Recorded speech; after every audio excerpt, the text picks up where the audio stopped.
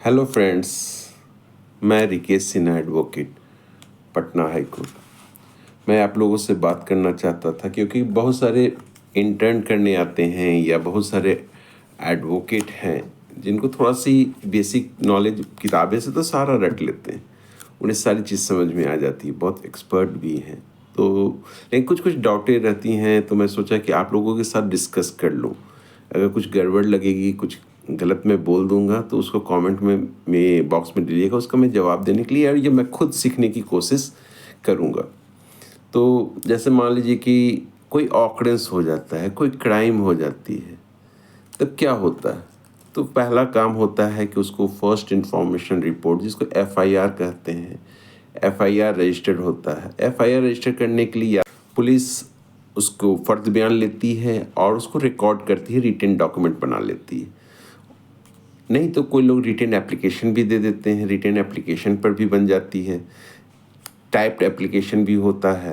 Written application या फर्द बयान के आधार पर एफआईआर रजिस्टर्ड हो जाती है।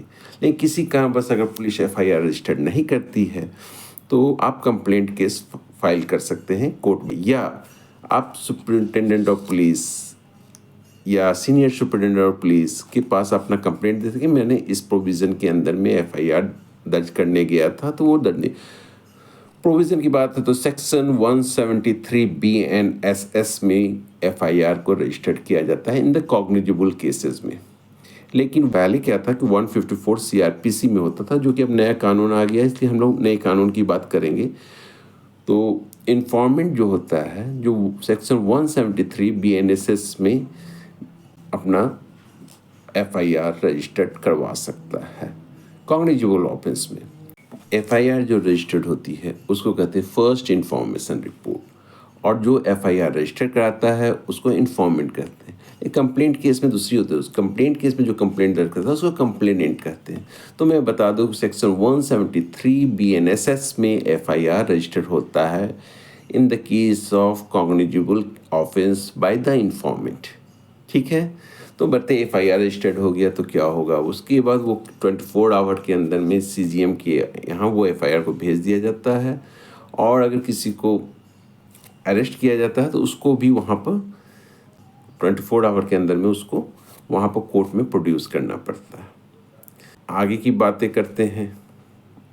जैसे मान लीजिए कि एफआईआर रजिस्टर्ड हो गया, तो जो एफआईआर रजिस्टर करता है उसमें एक विक्टिम भी होती हैं। विक्टिम मतलब जिनके साथ अत्याचार हुआ, और जो कल्प्रिट होते हैं, जिन्होंने अत्याचार किया उसको कल्प्रिट कह सकते हैं, या वो जब एफआईआर रजिस्टर होता है उनको एक्यूज कहा जाता है। तो कल्प्रिट जो होते हैं उनके अगेंस्ट में एफआईआर रजिस्टर्ड होता है। जो दोषी होते हैं उनके अगेंस्ट में एफआईआर।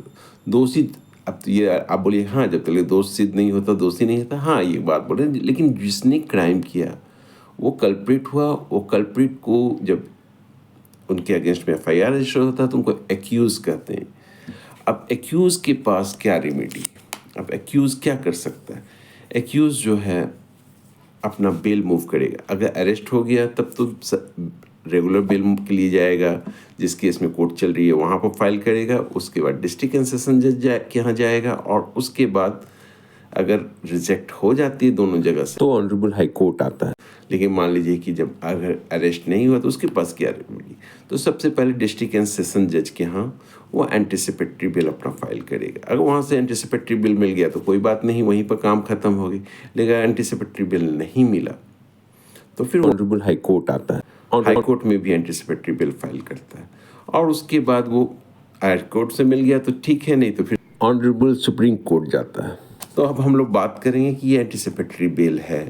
तो सर, हमें जैसे पूछेंगे सर आप मुझे ड्राफ्टिंग सिखाएंगे जब कोई इंटर्न आते हैं या, तो ड्राफ्टिंग सीखने के लिए ठीक है, तो मैं ड्राफ्टिंग का कुछ फॉर्मेट हम यहाँ देने के लिए सोच रहा हूँ कि मैं दूंगा, एक फॉर्मेट जैसा दूंगा ताकि आप लोग जो यंग हैं, न्यू कमर हैं, अपने फैक्ट्स को उस फॉर्मेट में डाल के एंटिसिपेटरी बेल फाइल कर सकते हैं। अगर कोई अरेस्ट हो गया तो सरेंडर कम बेल पिटिशन कैसे फाइल करेगा, डिस्ट्रिक्ट एंड सेशन जज के यहाँ कैसे रेगुलर बेल फाइल करेगा, इन सभी चीज़ों को मैं देने की कोशिश करूँगा। ठीक है, और हाई कोर्ट का भी दूंगा। तो सबसे पहले मैं anticipatory bell district and session जज के यहाँ का देने का मैं सोच रहा हूँ। ओके, तो मैं फॉर्मेट खोल करके मेरी आवाज़ों को सुनिएगा आप, क्योंकि मैं पूरा डिस्प्ले करने की सोच रहा हूँ आपको पूरा पिटिशन, ताकि आप उसको पढ़ सकिए।